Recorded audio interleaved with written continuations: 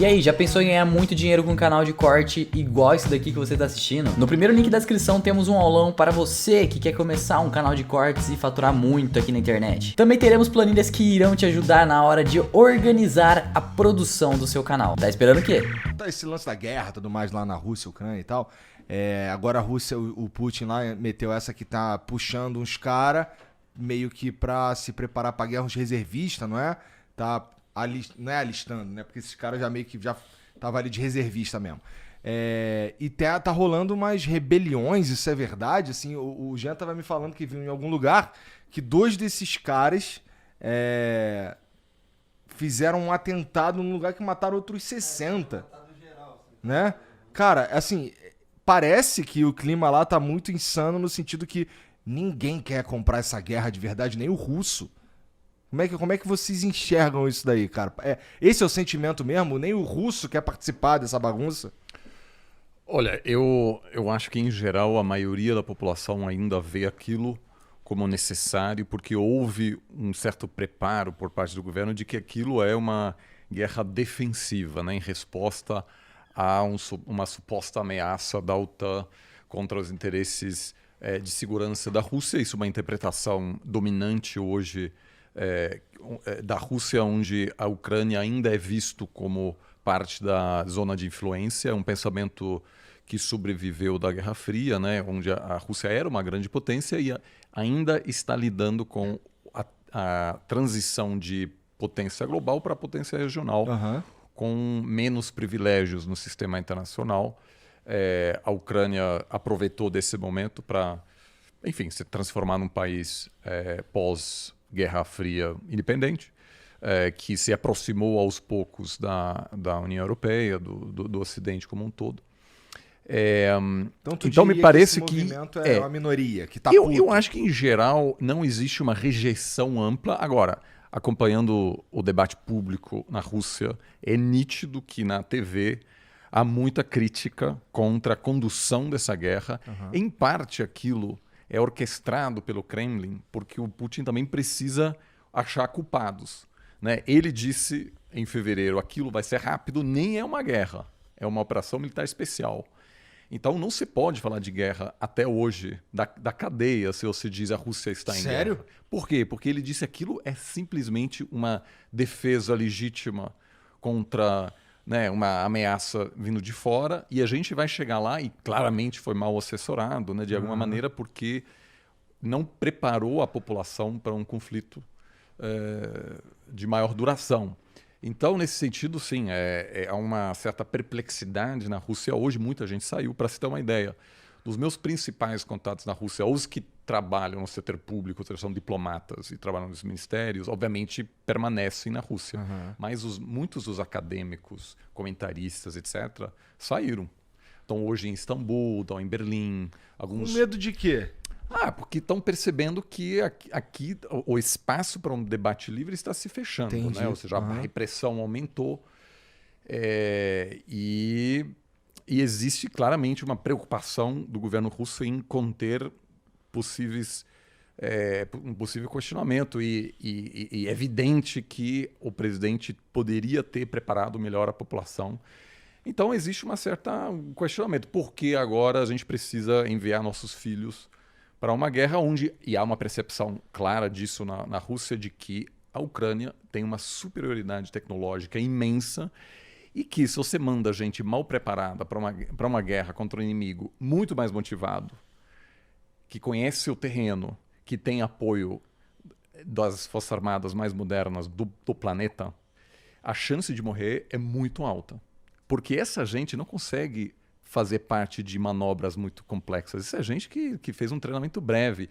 Eles precisam levar, os caras precisam levar e comprar, às vezes, a roupa de inverno, capacete. Doideira, né? Então, na cidade da fronteira da Rússia, tem agora uma indústria que vende material bélico, né, para os reservistas que chegam lá sem proteção, vamos dizer, sem equipamento, etc. Nem contra o frio. Então isso claramente preocupa a população, tanto que a elite está vazando. Eu acabei de voltar eu estive na Alemanha, na Suíça, E você vai nos bons restaurantes, cheio de russo nas ruas, muito carrão com placa da Rússia. Por quê? Porque a elite falou, tô fora.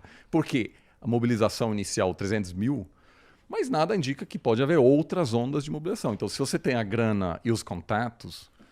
Vaza. Ou vaza, ou tem contatos tão bons com o poder que sabe que você não vai ser chamado. Entendi. Mas a perspectiva é de uma guerra sem fim. Né? Aí a gente já conversou disso. Eu não vejo hoje como o governo Putin consegue dizer, beleza, a gente infelizmente não alcançou nenhum dos nossos objetivos, a gente inclusive perdeu a Crimeia, talvez, né? E beleza, vamos continuar, cometemos um erro e bora, né? Vamos virar a página. Isso, eu não vejo hoje espaço político para isso.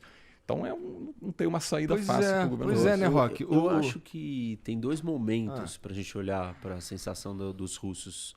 E o primeiro momento é quando o Putin declara essa operação especial que o Oliver falou, para não declarar guerra, exatamente para não se colocar numa situação difícil. Mas ele politicamente. errou, né? Por quê?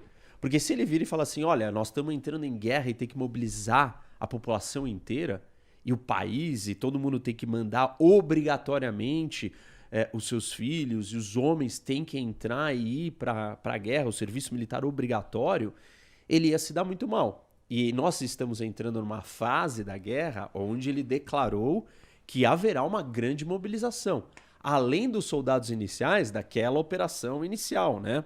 Ele não mudou o nome ainda, mas ele mudou vários dos elementos da guerra. Primeiro, essas regiões todas onde está havendo combate, ele simplesmente anexou e falou, agora isso daqui é parte da Rússia. Ele fez um referendo nessas regiões e falou assim, agora aqui é Rússia, então acabou, então aquilo é Rússia. Esse referendo que não foi aceito pelo Claro mundo, que não, né? né? Só ali. Imagina você fazer um referendo em São Paulo, um referendo no Brasil, aí você pega São Paulo e fala assim, São Paulo, você quer se separar? Não, mas peraí, mas o referendo é no Brasil inteiro, você não pode perguntar só para esse lugar. E foi o que ele fez. Esse é um dos elementos problemáticos do referendo, que foi igual ao referendo que ele fez na Crimeia. Bom, além de ser no meio de uma guerra. Isso. Estão lutando pela coisa. Como que alguém quer se separar naquele momento? Então é ridículo. Aí esse é o primeiro ponto. Aí o segundo ponto é que ele não... quando ele faz isso, ele está sinalizando, agora esse território é russo. E se nós perdemos esse território, ou se atacarem, ou se a Ucrânia atacar esse território que era antes o campo de batalha, agora é um ataque à Rússia. Então, ele está preparando psicologicamente a população e as Forças Armadas e a opinião pública internacional e todo mundo para virar e falar assim, olha, agora nós estamos numa guerra maior. Agora nós estamos verdadeiramente em guerra. E o que está acontecendo? A população agora vai ficar incomodada. 70% das pesquisas de opinião pública mostravam que 70% dos russos eram a favor da guerra. Mas por quê? A guerra não afetava a vida deles. Mas agora... Agora, se você vai ser mobilizado, se você vai ter que vir para o serviço militar obrigatório, tanto que o número não só da elite que está saindo, mas de homens fugindo, já são 300, quase o mesmo número do que ele disse que tem que mobilizar. 300 mil russos fugiram da Rússia quando veio ele decretar que está mobilizado, nós vamos mobilizar mais 300 mil pessoas, homens. E então, assim, agora ele vai começar a ter que lidar com um problema que ele no começo conseguiu gerenciar bem. Claro, concordo com o Oliver, ele já preparou um negócio totalmente errado, ele vendeu uma coisa errada, mas era o que ele tinha para vender no início, para não ter um atrito, uma resistência gigantesca da população. Porque a guerra para o russo comum, assim, não está afetando tanto a vida dele. Ele não está tendo que ir lá morrer. Era só os soldados, né, os profissionais militares. Agora não. E aí ele vai ter que lidar com uma incômodo interno. Com a população revoltada. Ele vai ter que gerenciar dois problemas. O da guerra, da opinião pública, de botar esses caras para lutar, deles estarem preparados, terem equipamentos. E, enfim, essa segunda parte, né, de ter equipamento e tal, e estar preparado para lutar, vai de encontro com o primeiro problema. Ele só está nessa situação que ele precisou mobilizar mais gente porque eles foram muito mal. Sim. E o resultado foi horrível.